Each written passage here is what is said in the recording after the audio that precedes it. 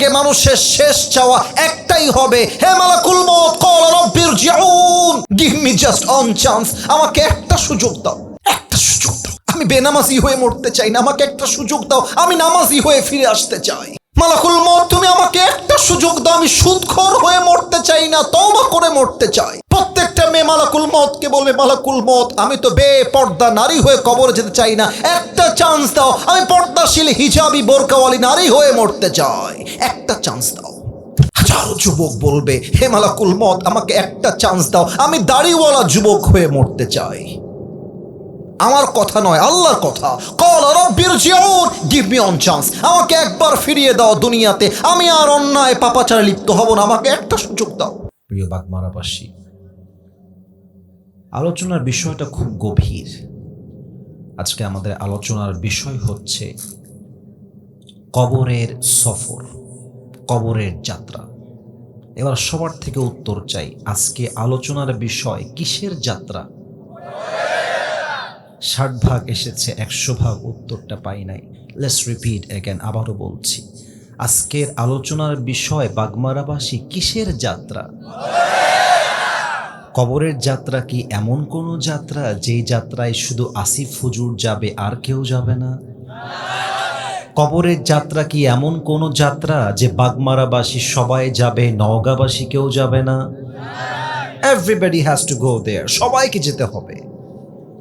কুল্লু নাফসিন যায়িকাতুল মাউত, everybody has to take the test of death. প্রতিটা প্রাণীকেই মৃত্যুর স্বাদ গ্রহণ করাবে এক সত্তা। বলেন তো সবাই আওয়াজ দিয়ে, তিনি কে? প্রত্যেকটা কথা বলবো আল্লাহর কোরআন থেকে। এখানে এলাকাতে আমার প্রিয় অনেক আহলে হাদিসের ভাইয়েরা কিন্তু আছেন, এবং বাগমারা পুরো এরিয়াতে আমার প্রিয় আহলে হাদিস ভাইদের সংখ্যা অনেক বেশি। জামাতের ভাইয়েরা আছেন, কওমি আছেন, আলিয়া আছেন, সবাই আছেন। এখানে বেশিরভাগ যুবক ভাইয়েরা বসে আছেন। আমি একটা কথাও আজকে ফালতু অহেতুক বলতে চাই না। প্রত্যেকটা কথা বলবো আল্লাহর কোরআন দিয়ে, নবীজির হাদিস দিয়ে। তার আগে একটা প্রশ্ন করে নেই, আমার হাতে যদি আমি কোরআনটা নিয়ে প্রশ্ন করি যে ভাই কোরআনে যে সব আছে, এই বিশ্বাস কি আমাদের মাঝে সবার আছে? আরেকটু বুঝে উত্তর দেন তো, কোরআনকে যদি যে কোনো বিষয়ে ঠান্ডা মাথায় শুনে উত্তর দেন। কোরআনকে যদি আমি যে কোনো বিষয়ে কোনো প্রশ্ন করি এবং প্রশ্ন করে জানতে চাই, কোরআন তোমার কাছে কি এটার আনসার তথা উত্তর আছে নাকি নাই, কোরআন কি আমাদেরকে বলবে নো নাকি ইয়েস? যুবকদের আওয়াজ বের হয়ে এসেছে। আর একবার জানতে চাই, নো নাকি ইয়েস? কোরআনের কাছে সর্বপ্রথম প্রশ্ন আজকের এই মাহফিলে। আচ্ছা, কোরআন কেউ যদি চায় যে সে কবরে যাবে না, মৃত্যুবরণ সে করবে না, সে কি ক্ষমতার বলে, টাকার বলে, পুলিশের বলে, দাপটের ঠেলায় কবর থেকে পালাইতে পারবে? কোরআন কি বলবে পালাইতে পারবে নাকি পালাইতে পারবে না? পারবে না। দলিল কোথায়? 28 নম্বর পারা, 13 নম্বর পৃষ্ঠা, সূরাতুল জুমার 8 নম্বর আয়াত। কুল ইন্নাল মাউতাল্লাযী তাফিররুনা মিনহু ফাইন্নাহু মুলাকীকুম। Oh my prophet, tell your ummah they wanna escape from the death, tell them they will never able to be escape from the death. নবী হে, আপনার উম্মতরা কি মৃত্যু থেকে পালিয়ে যেতে চায়? ওদেরকে বলে দেন, আইনামা তাকুনু ইউদরিকুমুল মউত ওয়ালাউ কুনতুম ফি বুরুজিম মুশাইয়াদা। তুমি যদি মাটির নিচে সুড়ঙ্গ খুঁড়ে পালিয়ে যাও, উপরে সিসিটিভি ক্যামেরা, তার উপরে হেলিকপ্টার, চতুর্পাশে পুলিশ, আর্মি, বিডিআর, র্যাব, কিন্তু মাথায় রেখো মৃত্যুর সময় যখন চলে আসবে, মালাকুল মউতের মাধ্যমে তোমাকে পাকড়াও করবে একজন, তিনি কে? পালাইতে পারবা না। 1 নাম্বার। 2 নাম্বার, আচ্ছা কোরআন তুমি আমারে বলো তো, যে প্রশ্নগুলো কোরআনকে বলবো বিশ্বাস করেন, যদি আপনার ভিতরে এক জাররা পরিমাণ ঈমান থাকে, আপনার দেহের পশমগুলো দাঁড়িয়ে যাওয়ার কথা। আমার ভেতরে এখনো ধুক ধুক ধুক ধুক করতেছে, কারণ প্রশ্নগুলো খুবই ডেঞ্জারাস, খুবই ডেঞ্জারাস। আচ্ছা, কোরআন মাঝে মাঝে আমাদের সবার মনে হয় আমার হায়াতের সময় এখনো অনেক বাকি আছে, কেবল তো আমি যুবক মানুষ, বিয়ে করব, বউ আসবে, বাচ্চা হবে, বাবা হব, বাচ্চার বাবা হবে, নানা হব, দাদা হব, তারপরে মারা যাব। আচ্ছা কোরআন তোমার কাছে কি মনে হয়? কোরআন তার জবাব দিচ্ছে। 17 নম্বর পারার 1 নম্বর পৃষ্ঠার 3 নম্বর লাইন, সূরাতুল আম্বিয়া 1 নম্বর আয়াত। اقترب للناس حسابهم وهم في غفلة معرضون. The time of people's judgment has come very near, but they are neglected it as like they will never die. আল্লাহ বলছেন মানুষের মৃত্যু তার পায়ের কাছে দাঁড়িয়ে আছে, তার কবরটা তার সামনে আছে, কিন্তু সে এমন ভাবে চলছে তাকে দেখলে মনেই হয় না আগামীকাল সে কবরের বাসিন্দা হয়ে যাবে। কথা ভুল বললাম না ঠিক বললাম? বলেন সবাই আপনারা। এলাকায় কিছু লোক আছে, মুরব্বীরা এই কথাটা ভালো বুঝবে, মুরব্বীরা খুব ভালো বুঝবে, যুবকরাও বুঝবে। আমি জানি না আপনারা দেখেছেন কিনা, কিছু লোক দেখবেন আঙ্গুল ফুলে কলা গাছ, হঠাৎ বড় লোক হয়ে গেছে, এমন ভাব। রাস্তায় যখন হাঁটে কেউ সালাম দিলে আমাকে একটু দেখেন, লুক অ্যাট মাই ফেস, আমার চেহারা একটু তাকান, আমি অ্যাটিটিউডটা অভিনয় করে দেখাচ্ছি। সালাম দিচ্ছে, আসসালামু আলাইকুম সাহেব, ভালো আছেন? মাথা ঝুঁকায়, ভাব, অহংকার। সালামের যে জবাব নেয় না সে অহংকার দেখায়। আমার বাড়ি, আরে বাগমারায় তো আমার 3 তলা ফ্ল্যাট, ডুপ্লেক্স বাড়ি, আর কারো নয়। আমার সন্তান তো বিদেশে সেটেলড, সেটা সরকারি চাকরিজীবী। আরে আমার তো অনেক টাকা, আমার তো দামি বাড়ি। ওরে আমার ওয়াজটা বলে দিয়েন, বেটা তুই যে বাড়ি নিয়ে গৌরব করে বলছিস এটা আমার বাড়ি, তুই কালকে মরলে তোর বেটা বলবে আমার বাড়ি। তোর বেটা কালকে পরশুদিন যদি মরে যায়, তারপরের দিন নাতি বলবে আমার বাড়ি। আসলে এই বাড়ির মালিক আমরা কেউ নই বাগমারাবাসী, আসলে এই বাড়ির মালিক এক সত্তা। বলেন তো সবাই, তিনি কে? পরের জায়গা পরের জমিন ঘর বানায় আমি রই, আমি তো সেই ঘরের মালিক নই। পরের জায়গা পরের জমিন ঘর বানায় আমি রই, আমি তো সেই ঘরের মালিক নই। সেই ঘরখানা যার জমিদারি, আমি পাই না তাহার হুকুম জারি,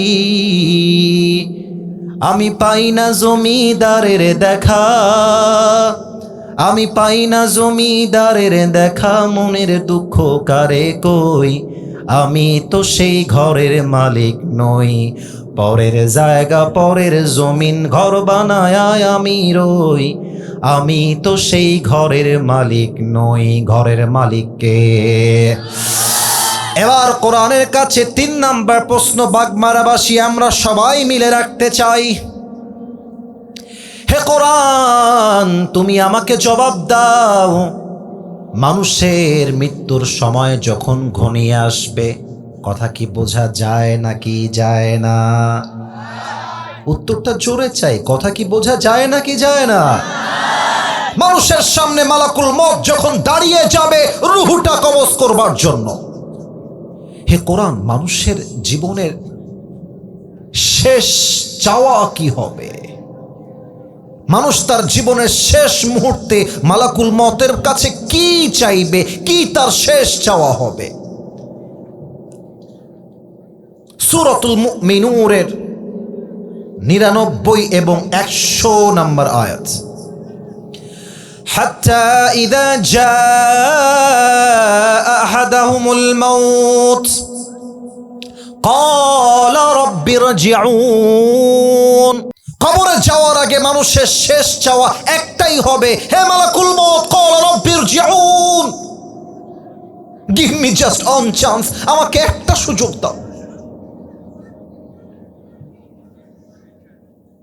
একটা সুযোগ দাও। আমি বেনামাজি হয়ে মরতে চাই না, আমাকে একটা সুযোগ দাও, আমি নামাজি হয়ে ফিরে আসতে চাই। মালাকুল মউত, তুমি আমাকে একটা সুযোগ দাও, আমি সুদখোর হয়ে মরতে চাই না, তওবা করে মরতে চাই। প্রত্যেকটা মেয়ে মালাকুল মউতকে বলবে, মালাকুল মউত আমি তো বেপরোয়া বেপর্দা নারী হয়ে কবরে যেতে চাই না, একটা চান্স দাও, আমি পর্দাশীল হিজাবি বোরকাওয়ালি নারী হয়ে মরতে চাই, একটা চান্স দাও। হাজারো যুবক বলবে, হে মালাকুল মউত আমাকে একটা চান্স দাও, আমি দাড়িওয়ালা যুবক হয়ে মরতে চাই। আমার কথা নয়, আল্লাহর কথা। ক্বালা রাব্বিরজিউন, গিভ মি ওয়ান চান্স, আমাকে একবার ফিরিয়ে দাও দুনিয়াতে, আমি আর অন্যায় পাপাচারে লিপ্ত হব না, আমাকে একটা সুযোগ দাও।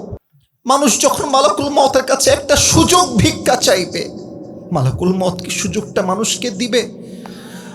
কোরআন কি বলছে খেয়াল করেন, কোরআন বলছে একটু ভালো কথা, লাআল্লি আ'মালু সালিহান ফীমা তারাকতু কাল্লা ইন্নাহা কালিমাতুন হুয়া কাইলুহা ওয়া মিন ওয়ারাইহিম বারযাখুন ইলা ইয়াউমি ইউবআসুন। আল্লাহু আকবার। আল্লাহ বলবে ওইটা ওর মুখের কথা, ও একটা বেঈমান, ও একটা গাদ্দার, ওকে চান্স দিস না, খবরদার চান্স দিস না। কেন চান্স দিস না? তার প্রমাণ আমি লাইভ দিচ্ছি আপনাদেরকে, স্বচক্ষে দেখায় দিন।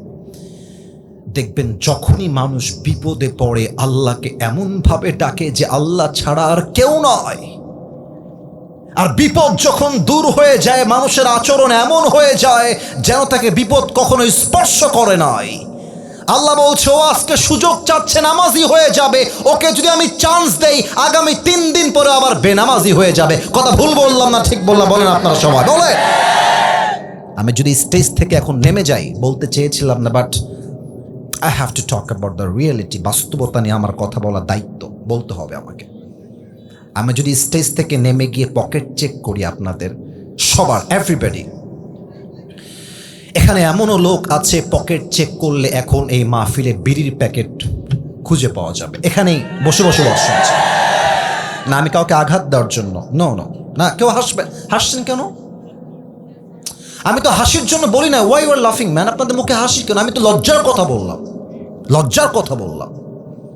এখানে এমনও যুবক বসে আছে মোবাইল ফোনটা পকেট থেকে চেক করে বের করলে, এমনও যুবক এই মাহফিলে বসে আছে মোবাইল ফোনটা চেক করলে তার মোবাইল ফোনে অসংখ্য নারীর উলঙ্গ ভিডিও ছবি খুঁজে পাওয়া যাবে, এই মাহফিলে বসে আছে। বলেন কথা ভুল বললাম না ঠিক বললাম? বলে। এখানে এমনও লোক বসে আছে যে লোকটা আজকে বৃহস্পতিবার ফজর থেকে নিয়ে এশা পর্যন্ত 1 ওয়াক্ত নামাজে পড়ে না, এখানেই বসে আছে, এখানে বসে আছে, বিশ্বাস করেন বসে আছে। এখানে এমনও লোক বসে আছে যে লোকটা ঈদের দিন ঈদের নামাজ পড়েছে বাট ফজরের নামাজটা পড়ে নাই, এখানে বসে আছে।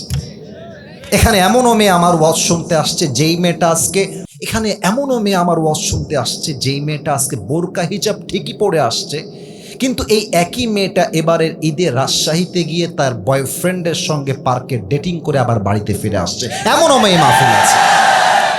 এমন ভাবে বোরকা পরে না, আমি সত্য বলতেছি, আমি হাসির জন্য হাসাবার জন্য বলি নাই। এমন ভাবে বোরকা পরে, হাতে মোজা, পায়ে মোজা, মুখ ঢাকা, চোখ ঢাকা, দেখলেই মনে হবে यार ये लड़की तो अभी के अभी जन्नत से भाग के दुनिया में उतर के आई है माशाअल्लाह। ভাজা মাছটা উল্টাই খাইতে পারে না। তো আমি যখন দেখি পার্কে মেয়েরা বোরকা পরে প্রেম করে বেড়ায়, আমার বলতে মনে চায় তোমার বোরকার উপরে পুরোটাই ফিটফাট, ওপরে পুরোটাই সদর ঘাট আমার বাগমারার ভাই। আল্লাহ বলছেন চান্স দিও না, পাকড়াও। তো কবরের যাত্রা যখন শুরু হয়ে যাবে, হাদিসে আসছে যাত্রা হবে 2 রকম যাত্রা। দেখি বাগমারাবাসী কি ঘুমিয়ে গেছে না জেগে আছে? বলেন সবাই, কয় রকম যাত্রা? মাশাআল্লাহ, খুব আওয়াজ জোরে আসছে, ভাবি না এত জোরে আওয়াজ আসবে। আরেকবার, কয় রকম যাত্রা? 1 নামাজি বান্দার যাত্রা, 2 বেনামাজি বান্দার যাত্রা। কার যাত্রা কেমন হবে আজকে হাদিস থেকে জানতে চাই। যে বান্দা নামাজি হবে তার সামনে যখন মালাকুল মউত আসবে, সহিহ হাদিসে আসছে আল্লাহর হাবিব বলেন নামাজি বান্দার সামনে মালাকুল মউতের চেহারার রং হবে ধবধবে ফর্সা সাদা। আর দেহে থাকবে লম্বা সাদা জুব্বা, দেখতে হবে তাগড়া যুবকের মতো। তার মুখে থাকবে লম্বা লম্বা চাপদাড়ি। তার চেহারা দেখলেই মনে হবে তার চেহারা দিয়ে নূরের ঝলক বের হচ্ছে। আহা, এসে কি বলবে জানেন? নামাজি বান্দাকে কি বলবে? সুন্দর করে বলবে, হাদিসে এটাও আসছে, ইয়া আইয়াতুহান নাফসুল মুতমাইন্নাহ। এটা মালাকুল মউতের কথা, আমার নয়, মালাকুল মউত বলবে। আপনার আজরাইল আপনাকে বলবে, ইয়া আইয়াতুহান নাফসুল মুতমাইন্নাহ উখরুজি ইলা মাগফিরাতিল্লাহি ওয়া রিজওয়ানিহি।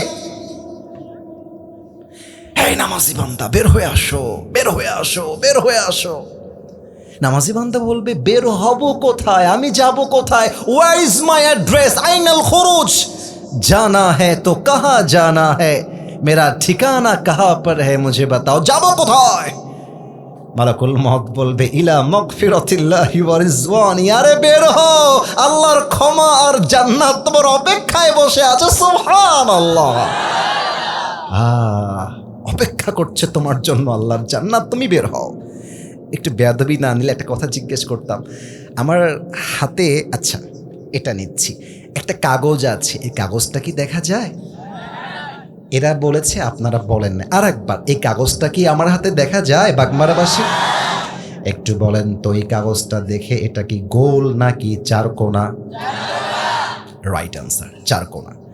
হাদিসটাকে বলে দেই, কাফাম মিন নাকফানিল জান্নাহ ওয়া হানুত মিন হানুতিল জান্নাহ। নামাজি বান্দার রূহকে কবজ করে জান্নাত পর্যন্ত নেওয়ার জন্য আল্লাহ তাআলা জান্নাত থেকে একটা লাল স্পেশাল রেশমি রুমালের চাদর ফেরেশতার মাধ্যমে জান্নাতি মানুষের কাছে, নামাজি বান্দার কাছে হাদিয়া হিসেবে জান্নাত থেকে দুনিয়াতে পাঠিয়ে দিবে। সুবহানাল্লাহ। এবার আসেন, রূহটা বের হবে কেমনে? মাইকটা একটু হটাবো, একটু খেয়াল রাখবেন। বেয়াদবি নিবেন না। আমার ডান হাত কি দেখা যায়? এই তো আওয়াজ বের হয়ে গেছে, ডান হাত দেখা যায়। মাইকের সাউন্ড হালকা কম যাবে, বাট বুঝতে পারবেন, সমস্যা নেই, সাউন্ড যাবে কিন্তু কম যাবে। হাদিসে আসছে, নামাজি বান্দার রূহের দিকে মালাকুল মউত তার হাতটা আলতো করে হালকা করে বাড়ায় দিবে। রূহটা যখন ধরে বের করবে, উফ, এই হাদিসের ভক্ত আমি। এত সুন্দর হাদিস। আল্লাহর নবী বলেন, রূহটা যখন বের করবে, একটা পিঁপড়া কামড় দিলে যেই পরিমাণ কষ্ট হয়, নামাজি বান্দাকে আল্লাহ তার চাইতে কম কষ্ট দিয়ে তার রূহটা বের করবে। এটা নামাজি বান্দার মরণ। আর বেনামাজি বান্দার মরণ এতটা সুন্দর হবে না। তার সামনে যখন মালাকুল মউত আসবে, হাদিসে আসছে মালাকুল মউতের চেহারা, চোখ হবে টকটকে লাল, একদম লাল লাল চোখ হবে। দেহের চামড়ার রং হবে নীলাভ বর্ণের চামড়া। হাদিসে আসছে তার দেহের পোশাক হবে কালো কুচকুচে, মাথা থাকবে আকাশে, জমিনে থাকবে পা, বিশাল লম্বা দেহ, এত কুৎসিত চেহারা দেখার সাথে সাথে বেনামাজি যুবক, বেনামাজি মা, বেনামাজি মুরব্বী, তার চোখটা উল্টায় যাবে, উল্টায় যাবে। এবার আমার চেহারা নয়, আমার বডি দেখবেন, গলা থেকে নিয়ে বডি দেখবেন, চেহারা নয়, পুরো দেহটা থরথর করে কাঁপতে থাকবে, ভাইব্রেট করবে, কাঁপতে থাকবে। আর এক দৃষ্টিতে মালাকুল মউতের দিকে চোখটা বড় বড় করে বেনামাজি তাকিয়ে থাকবে। এবার বেনামাজি বান্দার দিকে মালাকুল মউত একটা চিৎকার দিবে, চিৎকার দিবে, ইয়া আইয়াতুহান নাফসুল খাবিসা উখরুজি ইলা গাযাবিল্লাহ। এই বেনামাজি বান্দা, বের হয়ে আয়, আল্লাহর জাহান্নামের দিকে, আযাবের দিকে বের হয়ে আয়। একটা ধমক দেওয়ার সাথে সাথে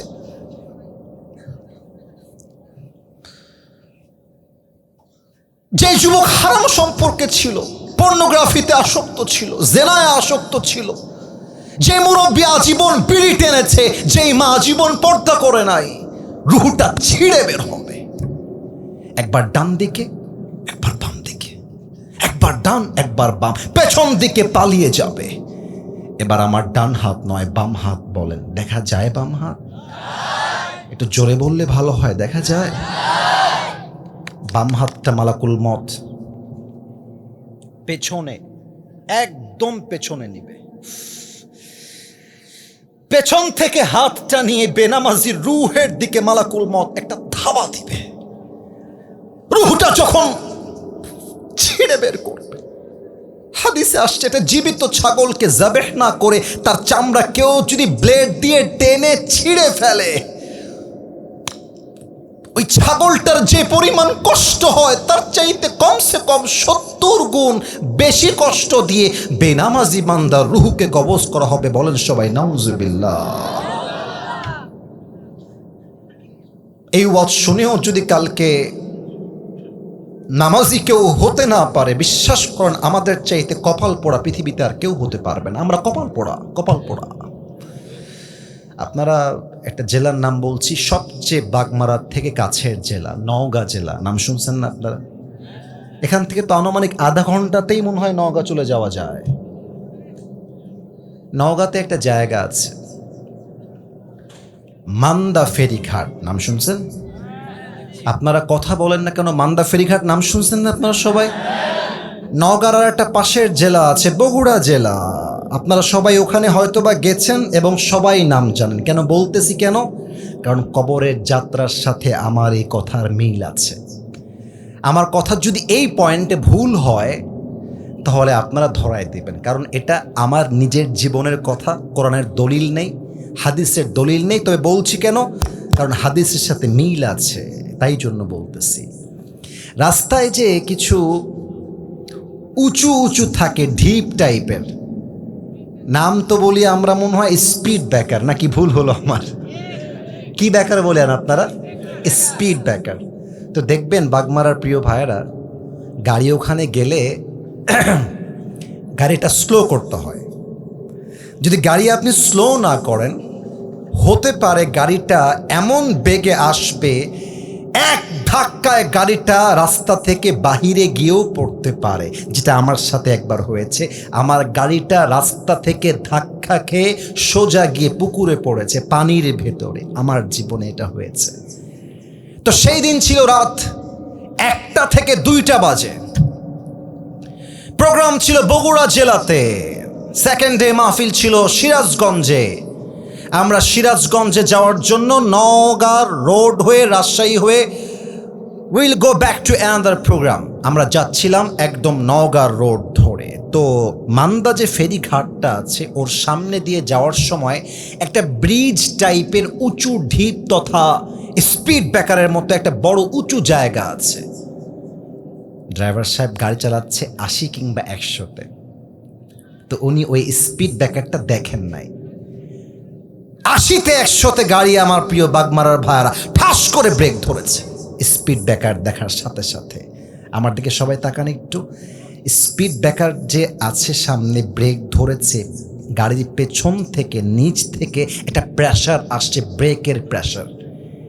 এক প্রেশারে আমি নিচ থেকে এতটা উঁচুতে উঠে গিয়েছি যে মাথাটা গাড়ির ছাদে লেগে গেছে, এতটা উঁচুতে উঠে গেছি। কিন্তু ওই সময়ে আমি আমার জবানে জাস্ট একটা শব্দই এসেছে, আমি পড়েছি লা ইলাহা ইল্লাল্লাহ মুহাম্মাদুর রাসূলুল্লাহ। সত্য বলছি, আমি কালেমা পড়েছি।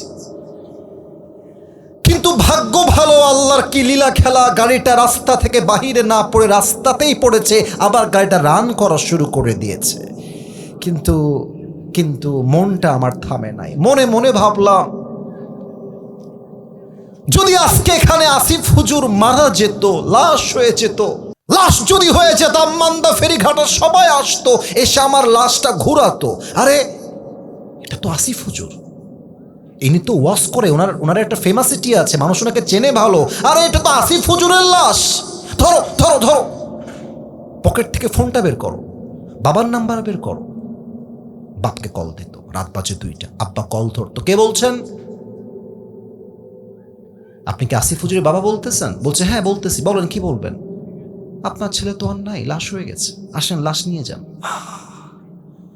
বাবা শোনার সাথে সাথে চমকে উঠতো, কেঁপে উঠতো, পাগল হয়েছে। আমার আব্বা বলতো না না, আমার সন্তান তো একটু আগে কথা হলো, আমার সন্তান মরতে পারে না। আমার আব্বা ঘুম থেকে আমার মাকে ডাকতো, এই আসিফের মা ওঠো ওঠো, কি হয়েছে জানো, তোমার ছেলে তো আর নাই, লাশ হয়ে গেছে, মরে গেছে। আব্বা আম্মা দৌড়ে দৌড়ে আসতো, আমার লাশটা সোজা রাজশাহীতে পাঠানো হতো। আত্মীয় স্বজনের ভিড় লেগে যেত, ফেসবুকে পোস্টে তোলপাড় হয়ে যেত, আসিফ হুজুর গাড়ি অ্যাক্সিডেন্ট, আর নয়, শেষ। কিন্তু কি হতো, সবাই মিলে এসে আমার দেহকে গোসল দেওয়ার জন্য আমার দেহের এত সুন্দর দামি জুব্বা, দামি পাঞ্জাবি, দামি টুপি, দামি চশমা, দামি ঘড়ি, দামি হাতের আংটি খুলে সাদা কাপড়ের কাপড়ে প্যাকেট করে আমাকে 3.5 হাত মাটির কবরে শোয়াই দিত। আরে এটাই তো দুনিয়ার জীবনের চাকচিক্যতার আসল বাস্তবতা, ঠিক কিনা বলে? রূপেরই গৌরবে সাজিয়াছ সাজ, সোনা দানা কত কি আর রাজকী পোশাক, যেদিন প্রাণ চলে যাবে সবই পড়ে রবে, প্রাণ চলে যাবে সবই পড়ে রবে, গায়ে দেবে মার কিনোথন রে মন আমার, কেন বাঁধো দালান ঘর, একদিন মাটির ভেতরে হবে ঘর রে মন আমার, কেন বাঁধো দালান ঘর, ঠিক কিনা বলেন? দেহ তোমার চরম চর গলে পচে যাবে,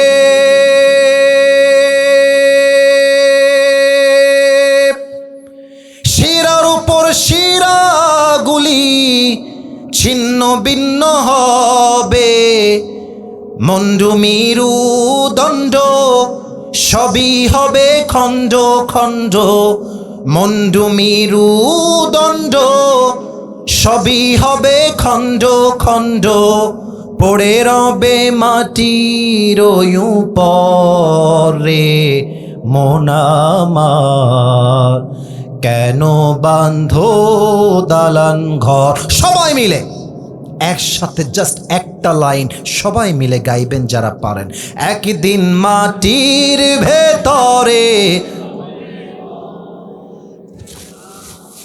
কেন বাঁধো দালান ঘর, ঠিক কিনা বলেন সবাই আপনারা? গরম খুব বেশি লাগতেছে আপনাদের? আমি আমারটা বলি, আমার ভিতরে পুরোটাই ভিজে গেছে, কিন্তু সত্য কথা কি জানেন, যতই ভিজে যাই আরো যতই গরম লাগুক না কেন, ওয়াজ যতক্ষণ শেষ না হচ্ছে আমিও যাব না, আমার বাগমারাবাসীও এই মাহফিল ছেড়ে যাবে না, ঠিক কিনা বলেন আপনারা সবাই? অবাক করা বিষয় দেখেন, এই পর্যন্ত জাস্ট একজন পিচ্চি আমার চোখে পড়ছে, উঠে গেছিল, বাদ বাকি আর কাউকে দেখলাম না। আমার মনে হয় এখানে যারা বসে আছে, রাত 1টা 2টা ম্যাটার না, হুজুর যতক্ষণ আছে আমরাও ততক্ষণ আছি, ঠিক কিনা বলেন? এখন একটা প্রশ্ন আপনাদের কাছে করব, যার 95% উত্তরটা ভুল আসতে পারে, তাই আগেই ক্ষমা চাচ্ছি, একটু সাবধান হয়ে যান, ভুল যেন না হয়, একটু ভেবে উত্তর দেন। Think before you answer of my question, একটু ভেবে উত্তর দেন। Stop, think for a moment, ভাবেন, উত্তর দেবেন, বুঝে বুঝে উত্তর দিবেন। লাশ যখন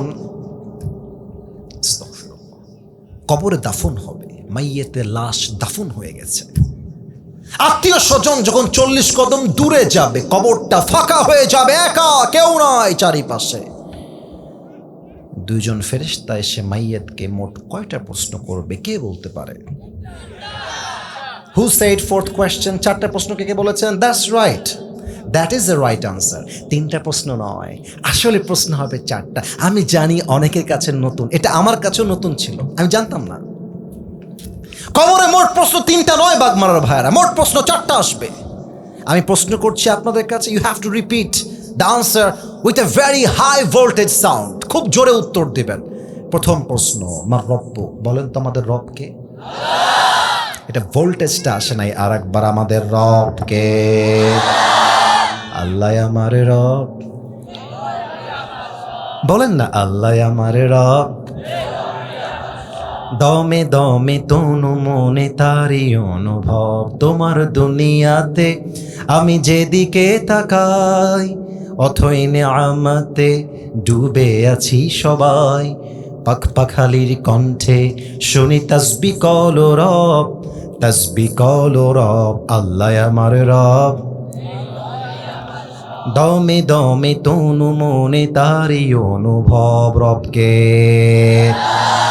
Second question will be like this: Man nabiyyuk? Ata'rifu hadha ar-rajul? Ata'rifu hadha ar-rajul? Do you know this person? Who is he? এই মানুষটাকে তুমি কি চেনো? সবাই উত্তর দিতে পারবে না। মাইক সমস্যা নেই, আমার দিকে তাকান। আমার মুখে এই যে কালো কালো আমি রেখেছি, একটু তাকান সবাই। এটার নাম কি? যদি শোনা যায় উত্তর দেন, এইটার নাম কি? আচ্ছা আপনারা একটু জোরে সোরে বলেন তো। আমি দূরে যাচ্ছি যেন দেখতে পারেন ক্লিয়ার কাট। আমাকে যুবক বয়সে এই যে দাড়িটা আমি নবীকে ভালোবেসে রেখেছি। ও মুরব্বী আব্বাজান, ও আমার যুবক ভাইয়েরা, সত্যি করে বলেন তো, আমার মতো যুবককে চাপ দাড়িতে দেখতে আনস্মার্ট লাগে না স্মার্ট লাগে? আমার আব্বাজানরা আমাকে সাপোর্ট দিয়েছে, স্মার্ট বলেছে। আমার কথা হলো, নবীর সুন্নতের দাড়ি রাখলে হয় স্মার্ট, কিন্তু কিছু কিছু মেয়ে আছে দাড়িওয়ালা যুবকদের গায়ের মধ্যে চুলকানি আর জ্বালা পোড়া শুরু হয়ে যায়। আছে না? না আছে, আছে। দাড়িওয়ালা যুবক দেখলে পছন্দ হয় না, কিন্তু গাঞ্জাখোর দেখলে আবার ঠিকই পছন্দ হয় যুবক। ও আচ্ছা সোনামণি, নতুন নতুন নতুন বুঝলাম। আমি কি বলি জানো? আমি জানি মুরব্বীরা বুঝতে একটু সমস্যা হবে, একটা ছোট্ট বাক্য, কিন্তু আশা রাখবো বুঝবে মুরব্বীরা। আমি বলি কি জানো? যেই মেয়েদের দাড়িওয়ালা পছন্দ নয়, এদের জন্য বিটিএস এর হিজড়া ছাড়া সেকেন্ড কোনো অপশন আমাদের কাছে নাই যুবক। আরে যেই মেয়ে আমাকে দাড়ির জন্য বিয়ে করতে চায় না, ওই বেটি তো আমার বাড়ির বউ হওয়ার যোগ্যতাই রাখে না। আর যে আমাকে দাড়ির জন্য বিয়ে করতে চায়, সেই তো আমার বাড়ির বউ হওয়ার যোগ্যতা রাখে। অতএব কোনো মেয়ের জন্য দাড়ি কাটতে যাবা না, এক নাম্বার কথা। দুই নাম্বার কথা, একটু খেয়াল করেন। একটা টিস্যু নেই, বোঝাতে সহজ হবে। একটা আমার হাতে টিস্যু আছে, বেয়াদবি নিবেন না, বলবেন টিস্যুটা কি দেখা যায়? আপনারা যে পরিমাণ অ্যাক্টিভ, আমার তো ওয়াশ করতেই মন চাচ্ছে, কি শেষ করবো না করতে থাকবো, কোনটা চান আপনারা? আচ্ছা বেয়াদবি নিয়েন না। এখানে একটা কলেজ বা স্কুল কি আছে আশেপাশে? আনুমানিক কয় মিনিট লাগবে এখানে? জবের ব্যাপার আমি তো জানি না। আচ্ছা মনে করেন আমি হলাম ওই স্কুল বা কলেজের একজন ছাত্র। এবার একটু সিরিয়াস হন, এবার আর হাসি না, মজা না, সিরিয়াস হন। আমি হলাম সেখানকার ছাত্র। আগামীকাল সকাল 10টায় আমার পরীক্ষা আছে আপনাদের এই বাগমারার স্কুল কিংবা কলেজে। এখন আমি যখন প্রশ্ন হলে ঢুকলাম, সারা রাত পড়েছি বাংলাদেশের রাজধানীর নাম কি, ঢাকা ঢাকা ঢাকা ঢাকা ঢাকা ঢাকা ঢাকা ঢাকা, মুখস্থ করেছি, মুখস্থ। বাংলাদেশের সবচেয়ে বড় সমুদ্র সৈকত কোথায়? কক্সবাজার কক্সবাজার কক্সবাজার, মুখস্থ করেছি। পরীক্ষার হলে গেছি কলেজে।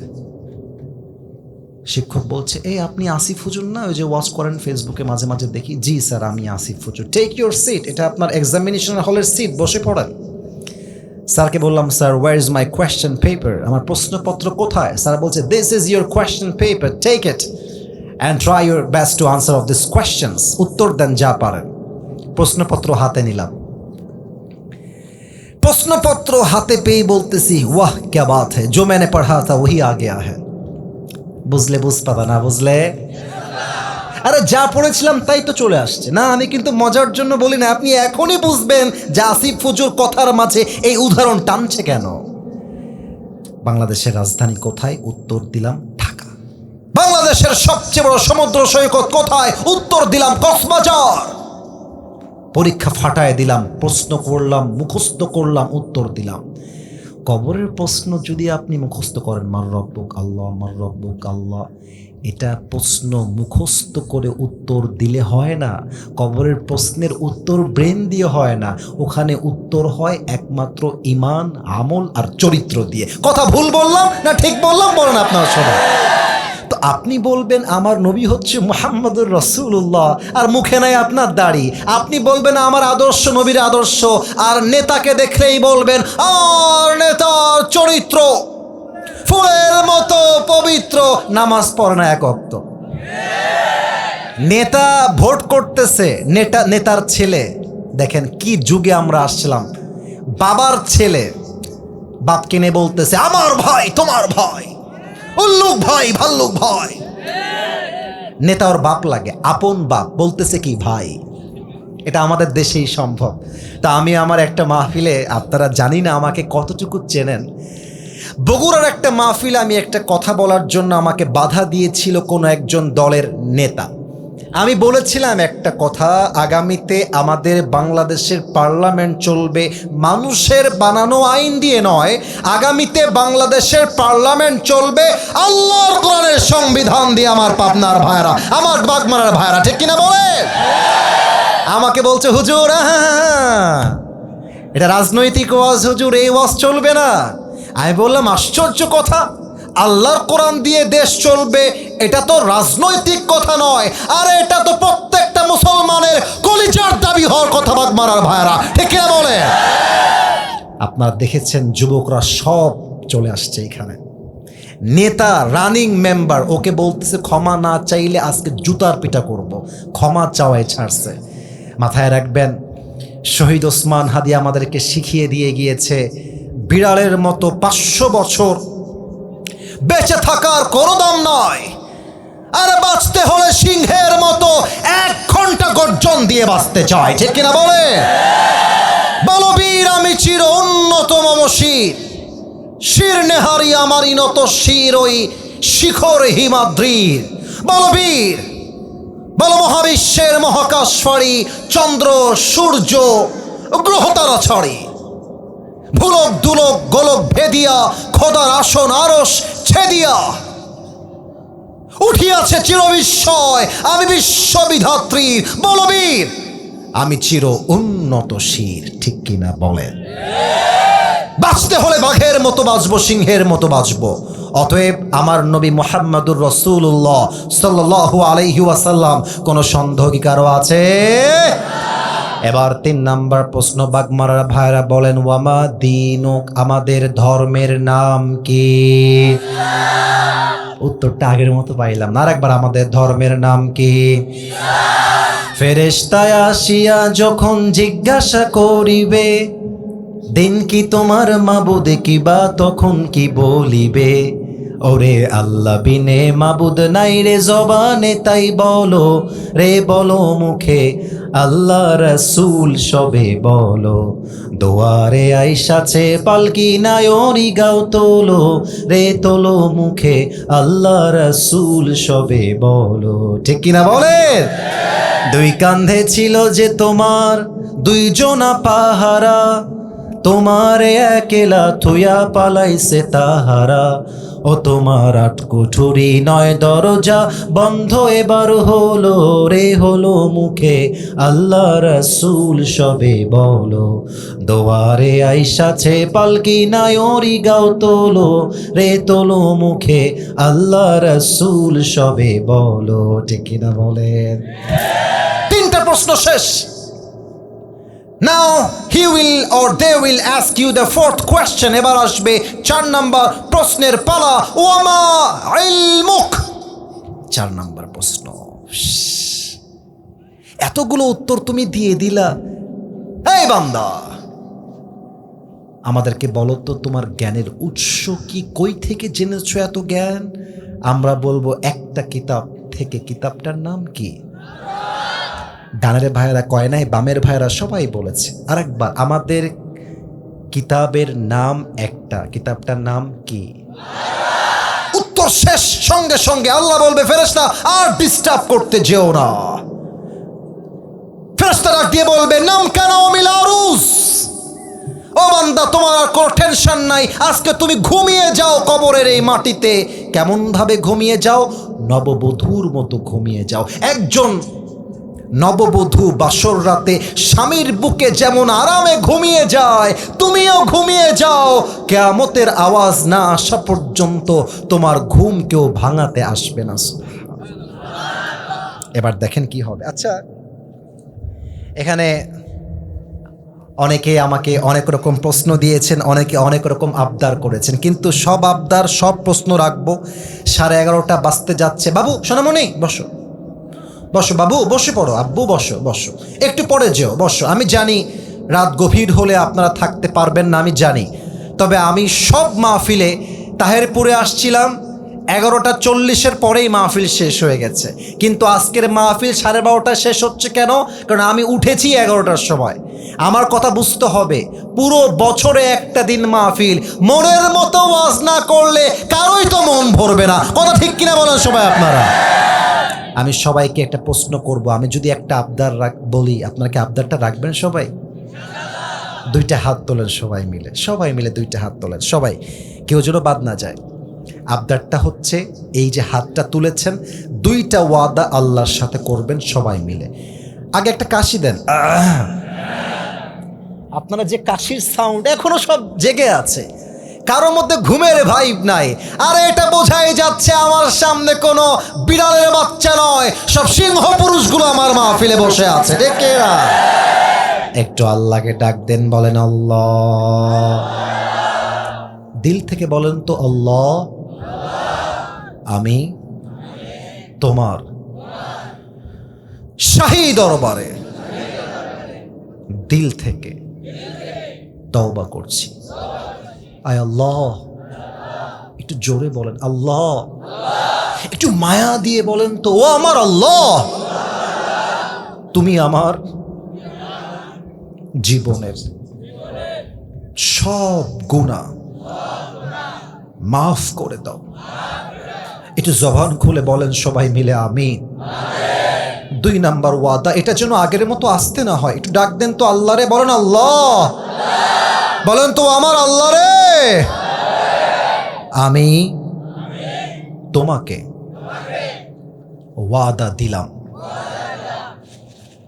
এটা একদম জবান থেকে বলবেন, বলেন ওয়াদা দিলাম আজ থেকে এক ওয়াক্ত হয়েছে, একটু জোরে বলেন, এক ওয়াক্ত নামাজ আর কখনো। এবার হাতটা উঁচু করে ফেলেন সবাই, আমাকে খেয়াল করেন, সবাই আমাকে খেয়াল করেন। এভাবে হাতটা ঝাঁকিয়ে বলবেন, ছাড়বো না। একটু জোরে প্লিজ, লাউডলি বলেন সবাই, ছাড়বো না। বলেন সবাই আওয়াজ দিয়ে, ইনশাআল্লাহ। হাতটা নামায় আমি অধমকে একটা ডাক দেন, বলেন আসিফ হুজুর। আর একবার, আসিফ হুজুর। আমরা বাগমারার সন্তান, আপনাকে ওয়াদা দিলাম আজ মাহফিল শেষ না করে আমরা কেউ উঠে যাব। মাথাটা ঝাঁকিয়ে বলেন না। এরপরে যদি কেউ উঠে যায়, ওই শালার জীবনও বিয়ে হবে না। আমার তো মনে হয় এখানে সিঙ্গেলরাই বেশি বসে আছে। আব্বাজান, ছেলেকে বিয়ে দিয়ে দেন, আর দেরি করতে যায়েন না আব্বাজান, ওর বউ লাগবে। বলো যুবক ভাইরা, ঠিক আছে? অনেক মেয়ে আছে বিয়ের সময় আসলে টাকাওয়ালা ছাড়া বিয়ে করতে চায় না। আর আজকালকার মেয়ের বাবারা জামাই খোঁজে না, টাকার বস্তা খুঁজে বেড়ায়। আর যেই মেয়ের বাবারা বিয়ের সময় টাকার বস্তা খোঁজে, ওদের কপালে বুইরা টাকলা জামাই ছাড়া ভালো কোনো জামাই জোটে না। আর আমি আমার প্রিয় মা বোনদেরকে বলবো, প্রিয় বোনেরা আমার, যদি টাকা দেখে বিয়ে করেন, টাকা পাবেন, বাড়ি পাবেন, গাড়ি পাবেন, বাট পুরুষের সঙ্গে বেঈমানি করে আপনি আপনার জীবনে মনের সুখ খুঁজে পাবেন না। এবং আমি আমার প্রত্যেকটা আব্বাজানদের পায়ে হাত রেখে বলবো, আব্বাজান, আপনি যদি আপনার সন্তানকে সঠিক বয়সে বিয়ে না দেওয়ার জন্য আপনার ছেলে রাজশাহীর জিয়াপাত, পদ্মা গার্ডেন, টিবাদ, আইবাদ, চিড়িয়াখানা পার্ক, রাজশাহীর যত জায়গা আছে মুক্ত মঞ্চ, ওখানে গিয়ে আপনার ছেলে যদি ডেটিং করে, আপনার মেয়ে যদি ডেটিং করে, আপনি কেন সঠিক বয়সে বিয়ে দিলেন না, তার প্রত্যেকটা দায়ভার কিয়ামতে আপনাকে বহন করতে হবে আব্বাজান। কথা ঠিক আছে কিনা বলো? অতএব আমি আমার ওয়াজে বলেছিলাম, এবারের সংগ্রাম বিয়ের সংগ্রাম, এবারের সংগ্রাম চরিত্র রক্ষার সংগ্রাম, এবারের সংগ্রাম আল্লাহর জমিনে কোরআনের রাজ কায়েম করবার সংগ্রাম। ঠিক কিনা বলে?